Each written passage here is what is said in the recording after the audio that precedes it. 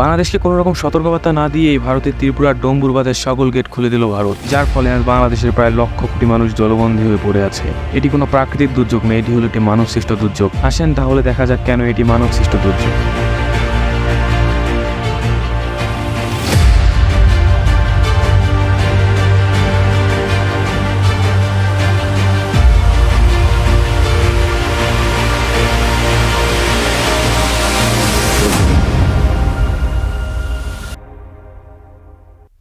বাংলাদেশের 12টি জেলার প্রায় লক্ষ লক্ষ মানুষ পানিবন্দী হয়ে পড়ে আছে। এমনকি উজানের পানি নেমে আসার কারণে একের পর এক জেলা পানির নিচে ডুবে যাচ্ছে।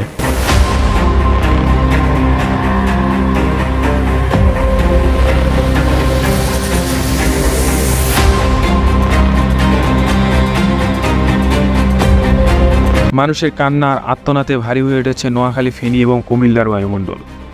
যার সবচেয়ে বড় কারণ হলো বাংলাদেশ ভারত সীমান্তের ডোম্বুর বাঁধের গেট খুলে দেওয়া। আর এই গেট খোলা হয়েছিল কারণ ভারতের ত্রিপুরা রাজ্যে হঠাৎ অতিবৃষ্টির কারণে সেখানে বন্যা দেখা যায় এবং তারা এই বন্যা থেকে রক্ষা পাওয়ার জন্য ভারতের ত্রিপুরার ডোম্বুর বাঁধের কয়েকটি গেট খুলে দেয়।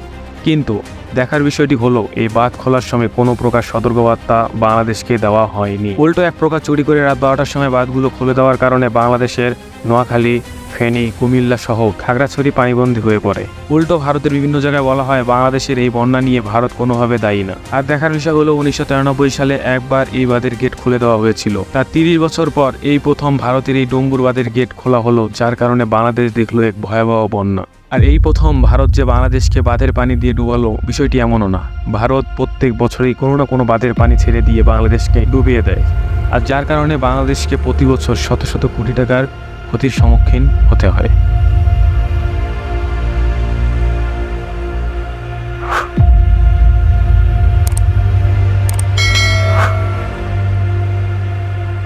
যদিও একসময় ভারত বাংলাদেশকে রেডিও লিঙ্কের মাধ্যমে আগাম খবর জানাতো বাঁধ খোলার, বাট গত 26 বছর ধরে বাংলাদেশকে এ নিয়ে কোনো ধরনের সাহায্য করে না ভারত, যার ফলে বন্যার সৃষ্টি হয়। আর এই বন্যার কারণে বাংলাদেশের মানুষের পেঁয়াজ, রসুন ও বাদামের মতো ফসল নষ্ট হয়ে যায়, লবণাক্ত হয়ে পড়ে জমির পর জমি।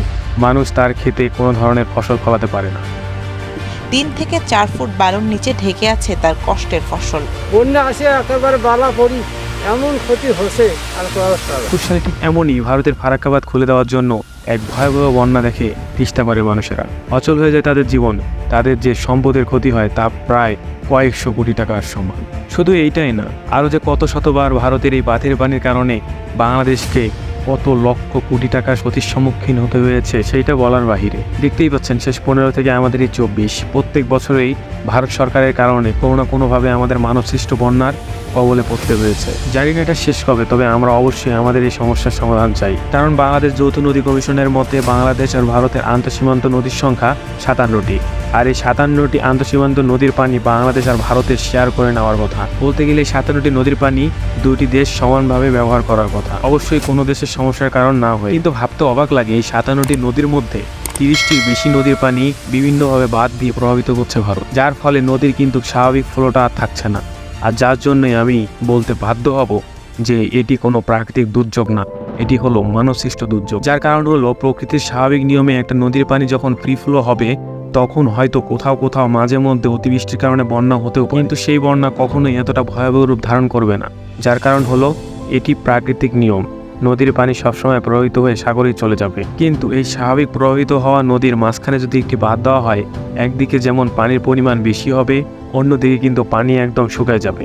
আর আপনারা হয়তো সবাই জানেন নদীতে কিন্তু যেমন পানি প্রবাহিত হয় ঠিক তেমনই পানির সাথে বিভিন্ন ধরনের কাদামাটি বা পলিও প্রবাহিত হয়। আর অন্যদিকে যেখানে পানিকে বাঁধ দিয়ে বাধা প্রদান করা হচ্ছে ঠিক সেখানে পলিও কিন্তু বাধা প্রদান পাবে। সেই স্থানটিতে পলি জমে জমে ভরাট হয়ে যায়, আর পলি জমে থাকা সেই অংশটিতে পানির ধারণ ক্ষমতা কিন্তু অনেক কমে যায়। পরের বার যখন আবার কোনো কারণে সেই নদীর পানি বেড়ে যায়, সেই নদীতে কিন্তু আর ওই পানি ধারণ করার ক্ষমতা থাকে না, যার কারণে আমরা দেখতে পারি এক মারাত্মক ভয়াবহ বন্যা। ঠিক সেই সময় কিন্তু আমাদের এই নিচু স্থানটিতে যদি এই বাঁধের পানিগুলোকে ছেড়ে দেওয়া হয়, তাহলে ওই উঁচু স্থান থেকে নিচু স্থানে সকল পানি চলে আসে, আর যে কারণে এক মারাত্মক ভয়ানক অবস্থায় পড়তে হয় আমাদের এই বাংলাদেশকে। ঠিক যে ঘটনাগুলো আমরা দেখে এসেছি গত বছরে এবং আমাদের এই 2024-এ, তাহলে আপনারাই বলেন এটা কীভাবে প্রাকৃতিক দুর্যোগ হয়? এটা তো অবশ্যই ভারতের একটি প্ল্যান করা মানবসৃষ্ট দুইটি দেশের মধ্যে আন্তঃসীমান্ত নদীর মধ্যে যদি কোনো বাঁধ দেওয়া হয়, সে বাঁধ নিয়ে ইউনাইটেড নেশন 1997 সালে একটি কনভেনশনে তার article number 6 no harm rule নামে একটি রুলস তৈরি করে। সেখানে বলা হয়েছে যেসব দেশ সীমানার মধ্যে একটি আন্তর্জাতিক জলপথ ব্যবহার করে তাদের মধ্যে দেশগুলোর উল্লেখযোগ্য ক্ষতি না করার সব ধরনের ব্যবস্থা নিতে হবে। আর 2 নম্বরে, যদি কোনো দেশ অন্য দেশের ক্ষতি করে তাহলে ক্ষতি হওয়া দেশটির সাথে পরামর্শ করে ধারা 5 এবং 6 শর্ত মেনে সেই ক্ষতি কমানোর জন্য প্রয়োজনীয় সকল পদক্ষেপ গ্রহণ করতে হবে। আর যদি প্রয়োজন হয় তাহলে ক্ষতিপূরণও দিতে হবে। উল্টো ভারত তো ক্ষতিপূরণ দেওয়ার কথা, তারা আরও অস্বীকার করছে যে তাদের কারণে বাংলাদেশে কোনো প্রকার বন্যা হয়নি, এখানে তাদের কোনো হাত নেই। ভারত এমনই আমাদের বন্ধু যে কিনা বছরের পর বছর আমাদের লক্ষ কোটি টাকার ক্ষতি করে আমাদের বন্ধুত্বের প্রতিদান দিচ্ছে। আর সেই বিষয়ে আরেকটি খলনায়ক ছিল কিন্তু আমাদের সাবেক প্রধানমন্ত্রী শেখ হাসিনা। আমাদের গত বছরগুলোতে এত ক্ষতির সম্মুখীন হওয়া বাংলাদেশকে সেই ক্ষতি থেকে উদ্ধার করার চেষ্টা না করে উল্টো বাংলাদেশের মানুষকে বোকা বানিয়ে রাখার চেষ্টা করে। প্রচণ্ড খরা গেল, খরার পরে এই যে বন্যাটা এবং এটা যে যাচ্ছে, এটা আমাদের মাটির জন্য কিন্তু খুব ভালো হলো। তার মাটিগুলো উর্বর হলো, নদী খাল বিল আমাদের পুকুর সেখানে পানি আসলো। আর যদি হয়তোবা আমাদের সরকার এতদিন ইন্ডিয়ার দালালি করার কারণেই ইন্ডিয়া এতটা সাহস পায় বাংলাদেশকে বারবার বিপদে ফেলা। ইনশাল্লাহ আমরা এই বিপদ থেকে উঠে দাঁড়াবো এবং ইন্ডিয়াকে এটি সঠিক জবাব দেব বারবার আমাদের এই ক্ষতি করার ফলাফল কী হয়। ব্রাহ্মণবাড়িয়ার আখাউড়ার হাওড়া নদীর বাঁধসহ সড়কের 8টি স্থান ভেঙে বন্যা পরিস্থিতি আরও ভয়াবহ রূপ ধারণ করে। সময় এসেছে আমাদের ঘুরে দাঁড়ানোর, সময় এসেছে ভারতকে সঠিক জবাব দেওয়ার। আর আজকে এই পর্যন্তই, দেখা হবে অন্য কোনো সময় অন্য কোনো ভিডিও নিয়ে। সেই পর্যন্ত ভালো থাকবেন, অসহায় মানুষের পাশে থাকবেন।